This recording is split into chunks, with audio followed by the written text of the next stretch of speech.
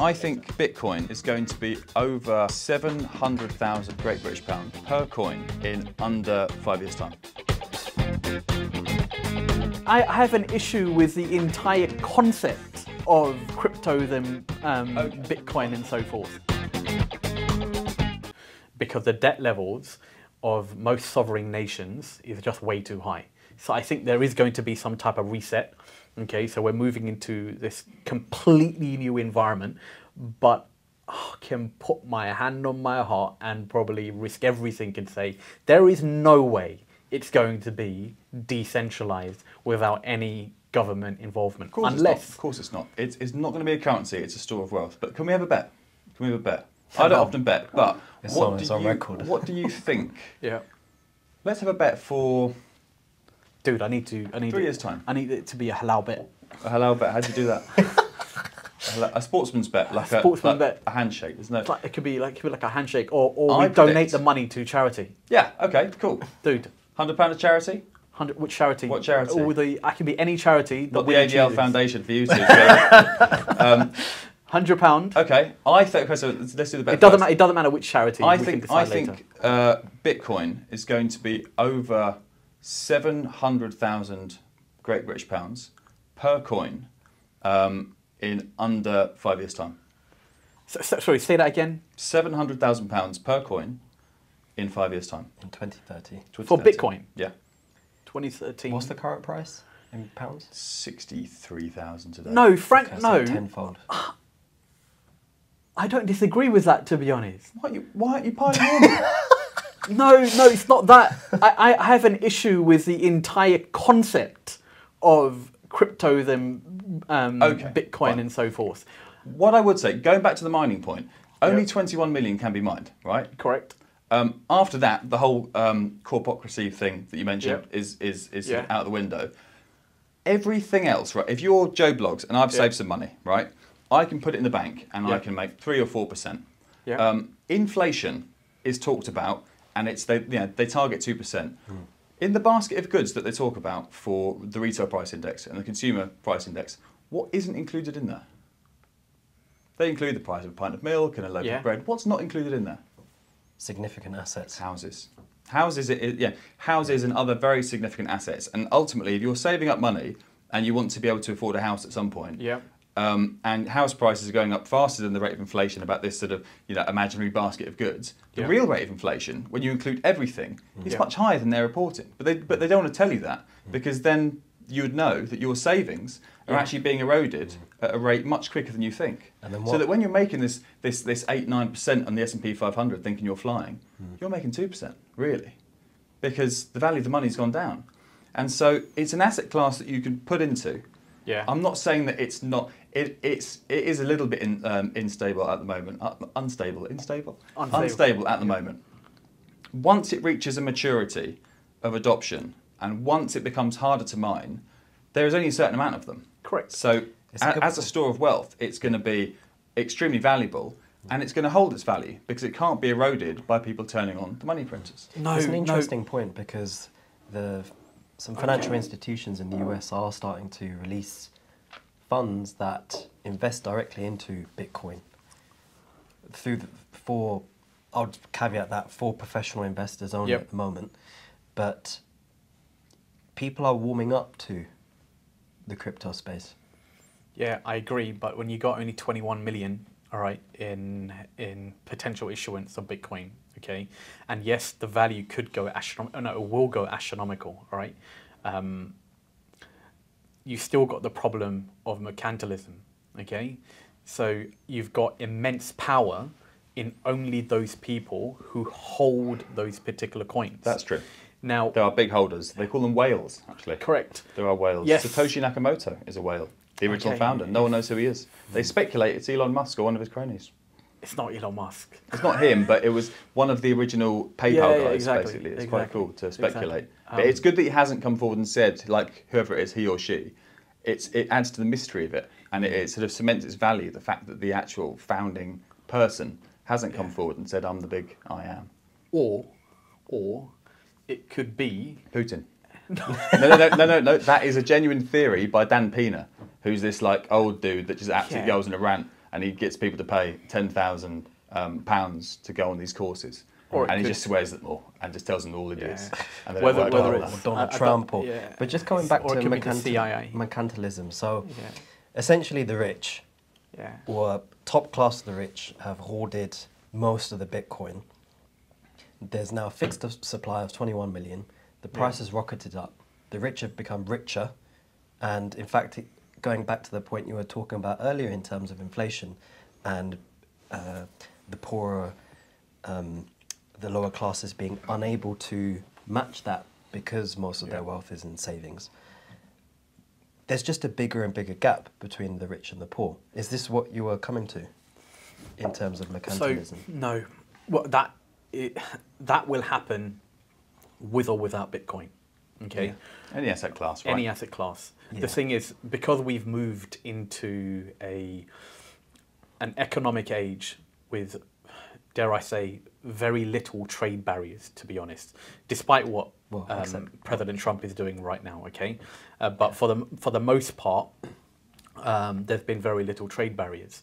So, which is why just go down when you go to the do your grocery shopping. All right, just look at how many American brands are on the shelves. Okay, that is also a testament to the fact that the market has expanded so much. So if the market has expanded so much beyond what's within your own borders, then obviously you're going to become more richer. Okay, so the top companies are going to become wealthier. The issue is not wealth inequality. Okay, that's just effectively the poorer people being jealous of the richer people in a nutshell. All right. That doesn't actually take away the burden of responsibility that those people with the broadest shoulders need to have on people in less privileged position than they are. More important than all of that would be having a fair bloody chance in creating wealth, access to really good education, access to really good diet, healthcare, and so forth. I mean, just opportunities. Quality of opportunity. Equality of opportunity. Yeah. Perfect. That's it. That should be the motto. And I think in the UK, I think we're pretty bad at social mobility. I don't think there's actually, in some ways, you can say, well, it's never been easier to start a business. It's never been easier to make something of yourself. But there is still a bit of a class system, and it is still harder for the poorest from society to end up doing better. And we map these stats all the time. Wealth begets wealth. You're seeing it at the moment with houses, for example. Who's buying up the houses? The people that can afford to buy houses are the people that have help from the bank of mum and dad. And what I found in my friendship circle is people don't want to tell you that. They say, oh, we're really happy you bought it. And I'm thinking, I know you're on about 70k. Yeah. And you've just bought a gaff that's about £950,000. Yeah. And I know that those numbers don't match up. And so I know you've had some help from somewhere, which is fine, because if it was my kids, I'd help them as well, if I could. But the problem is, with houses becoming unaffordable, and the only way to get it is to rely on the wealth that is passed down pre-IHT, right? So it's gifted. Then effectively, wealth is going to be passed down the generations, and these guys are going to be okay because they've had a house. And the poorest are going to struggle. Even if they've got a good education, even if these two have got the same job. If this guy gets on the housing ladder 10 years later, this guy's on the housing ladder, he's chill. He's paid down his mortgage. He's even had some to invest in the S&P. He's done well. Yeah. This guy's still saving, and he's still got his money in the government ISA, and he can buy a help to buy. But then he buys new build, and then he pays the new build premium. So his property's worth 10% less the moment he buys it. And so, whereas this guy bought at auction because mum and dad said, well, we can help you out, we'll buy a fixer-upper, we'll add some value. And boom, he's gone and done it up, and he's made 150 grand profit. So there's always going to be those disparities, and it's a case of how do we fix it?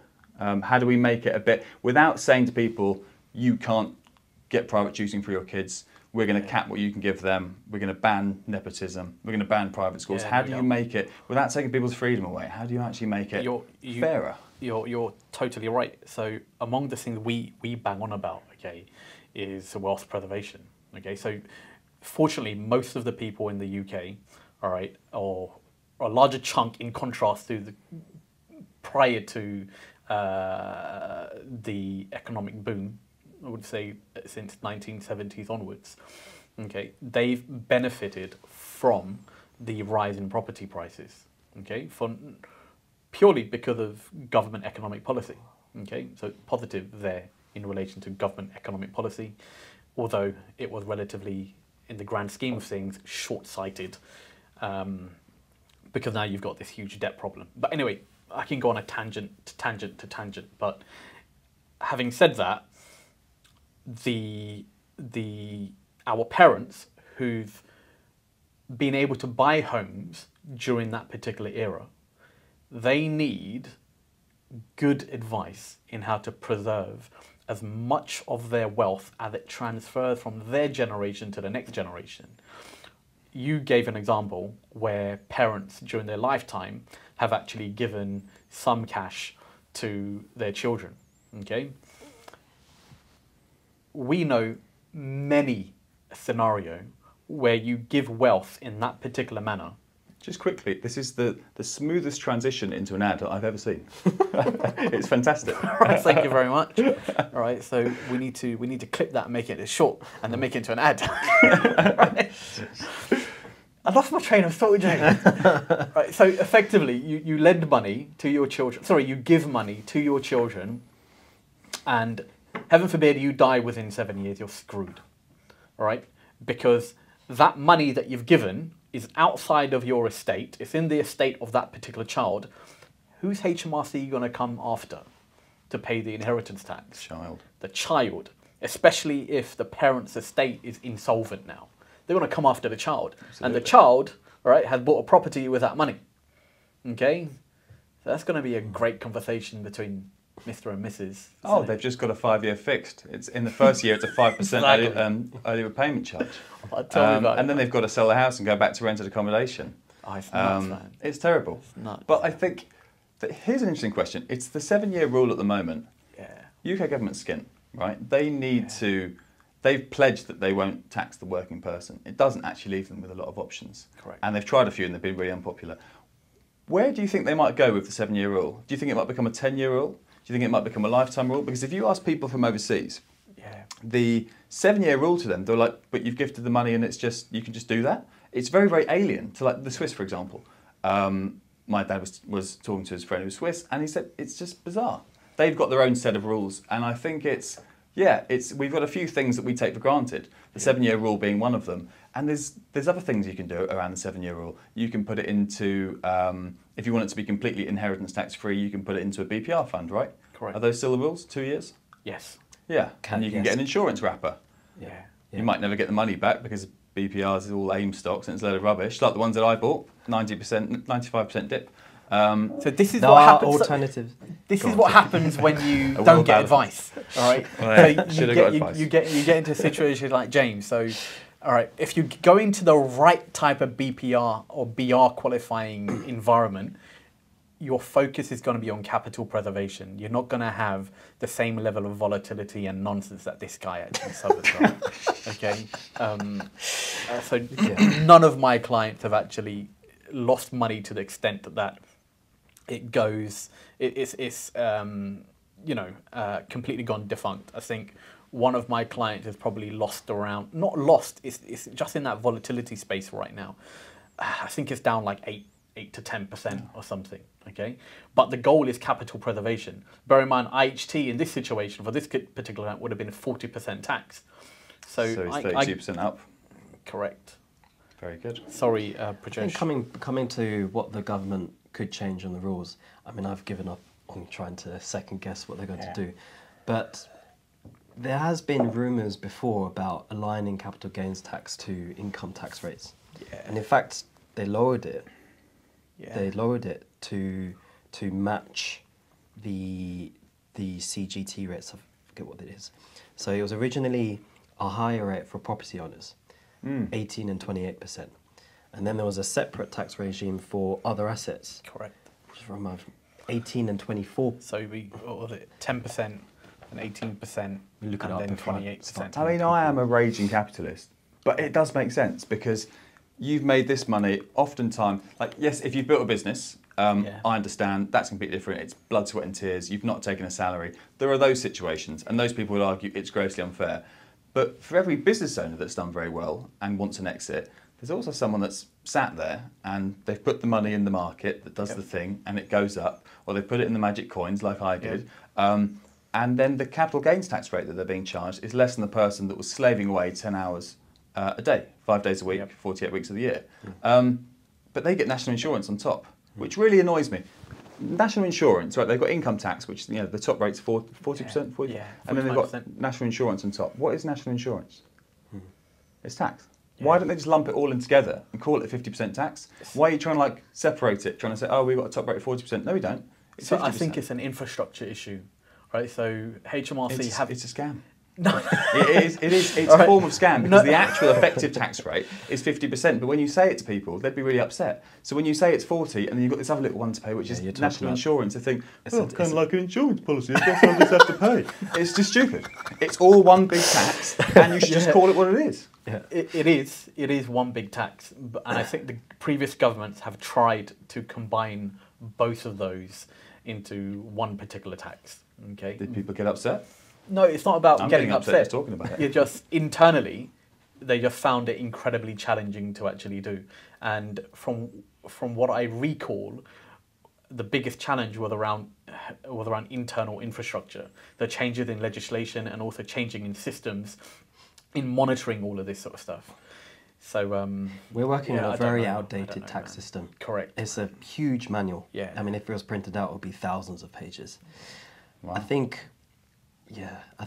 Could you just drag and drop it into ChatGPT and ask it to just make it better? Because I do that with emails sometimes. Make this sound better. I think they could do something like that. Because they'll employ loads of people should run for MP. for years to try and improve it, and they'll do nothing. Should run for MP, James. What would you do, James? I've got some ideas in terms of economic policy. Let's say if you were Chancellor, all right, or even Prajesh, what would you do? What would you do? Both of you, right? Top 3 changes you'd make to taxation or whatever, just policy. Prajesh. It's a really interesting question. Yeah. I think simplification is always a good idea. I mean, when we talk to clients, we're in a job because the tax manual is thousands of pages. So actually, I'd make it even more complicated. No. So we could charge more. Anyway, no. If I took my own hat off and I looked at it as a layperson, it's a really tricky one because looking at where the big tax receipts come from, mostly from income tax. Correct. And there's one other, national insurance, and it's mostly the top rate taxpayers that are paying that. Correct. Yeah. Now the issue with what the changes that the government has done recently, in terms of limiting business relief to £1 million. Yep. So if you've got a business that is worth over £1 million, when you pass away, you've got an inheritance tax liability to pay. Yeah, man. That's huge issues if the family wants to continue to run a business. Or it's a farm. Farmers are up in arms. Tractors in Westminster, it's terrible. No liquidity to pay off the IHT bill. Pensions is another one. Yeah. You know, we've got clients now that are saying, okay, we need to think about how do we navigate these taxes, and the solutions that we're coming up with is, well, we need to make you long-term non-UK resident. In essence, move to Dubai or wherever where there is no tax. Yeah, that can only happen with the very wealthy, though. The internationally mobile, I get that. So coming back to the question, we need to simplify it, but I don't know how. All right. So simplification. Perhaps 3 tax rates: income tax, capital gains tax, and I think that's it. I mean, but what about VAT? What about VAT? Yeah, get rid of all of that. There's a tax on turnover. It's ridiculous, really, isn't it? And it's one of the highest in Europe, I think. Our VAT rate. But I think one of the. Sorry, just one more point. Because we've talked about how difficult it is to run a business as a small business, right? The national insurance has gone up. Yep. If you're an employer, to 15%. So now it's increasingly difficult, increasingly costly for us to employ people. So cut out all those taxes, make it really simple. and take it from there. Yeah. But it's a really difficult so simplification and cutting out taxes, cutting out unnecessary taxes. Yeah, but then there'll be a deficit, and then how do we fund that? So I think every country has a Laffer curve, and a Laffer curve is a phenomenon in economics that I learned many years ago, which is the tax rate versus the actual income that you get on the x-axis or the y-axis. And effectively, if you increase the tax rate to a certain amount, the tax revenue you take in is actually less because people choose to stop working or to become a consultant or to be paid in shares or wine or retire early, whatever it is. So I think you have to bear that in mind. The second thing you have to bear in mind is that the top 1% pay 29% of all the tax. Yep. And the top 10% pay 60% of all the tax. Yep. We live in an increasingly globalized world where movement of labour is very, very easy. If you can work a job from wherever, from Dubai, from Abu Dhabi, from Portugal, and people can go and work elsewhere, and they are. 11,000 millionaires left the UK last year. So you have to bear those two things in mind firstly. I personally, this isn't going to save much money. In fact, it will cost money, but I'd increase the tax-free threshold from 12,570 to £20,000. The reason being is that it's completely outdated. Inflation has not kept up with that, and it's been a stealth tax on the poor. Encourage people to get back to work. There are 2.9 million people on long-term sickness benefits. 15% of the actual working, economically viably working people aren't working. Encourage them to get back. Don't tax them because minimum wage is now what, £12 an hour, £12.50, something like that. £25,000 a year. So half of that's going to be taxed. Encourage them to get back. Young people going to work for the first time, give them a tax break. The first 2 years of employed work, give them a bit of a break to get them on their feet. The other thing I think I'd do is change the narrative, and this was an idea that I got actually from Paul Johnson's book, Follow the Money. Okay. Change the narrative around inheritance tax. At the moment, it is seen as state-sponsored grave robbery. My dad paid taxes all his life. He's worked hard and this, that and the other, and you're, robbing him from the grave. It's unfair. Okay. The estate's taxed at nothing. Estate is taxed at zero. Yep. But if you receive a benefit from that estate, it's going to be taxed as income. Yep. Your dad, he died, he had £1 million, not going to touch that. But if you're getting 400 grand and you're on 200 grand a year, it's going to be treated like income. Yep. Nothing's for free. Yep. And if you do that, you change the emotive argument around inheritance. It's always been a very, very thorny issue. Yep. It doesn't raise a lot of money. It only raises about £8.3 billion a year, which is the exact same amount of money that the interest bill for the UK debt was in April 23. Yep. Not a lot. But you could change inheritance tax and change the narrative and make it seem fairer just by taxing because if there's a family of 10 kids, all inherit 100 grand each, that should be taxed differently to one person who receives £1.2 million or whatever it is.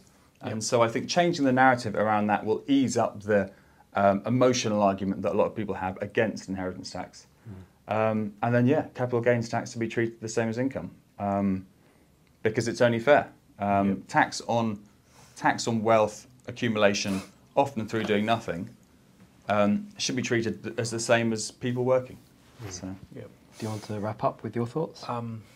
So I've given this quite a lot of thought over a couple of years already.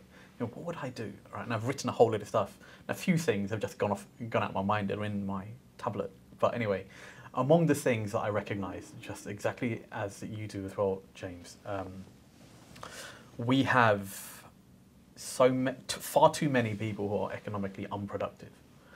Whether it's due to a lack of motivation, but increasingly, sadly, it's because of huge mental health epidemic crisis that is in the UK. Simply increasing the personal allowance, which I advocate wholly, to £20,000 a year isn't enough. We've still got to deal with this hundreds of thousands, millions even, of people who've got a mental health issue that is stopping them from getting into work. In that regard, my policy would actually be to support youth workers to the nth degree. And we need a hell of a lot more of them in in every particular community. There needs to be a minister of youth work with a silly fund available to them to actually get people better. And I don't care who you use, whether you're using rabbis, whether you're using priests, whether you're using imams, whether you're using pundits or whoever, or whether you're from a non-faith background, wherever your moral values come from, I couldn't care less. How are you going to make that person stop themselves from wanting to kill themselves?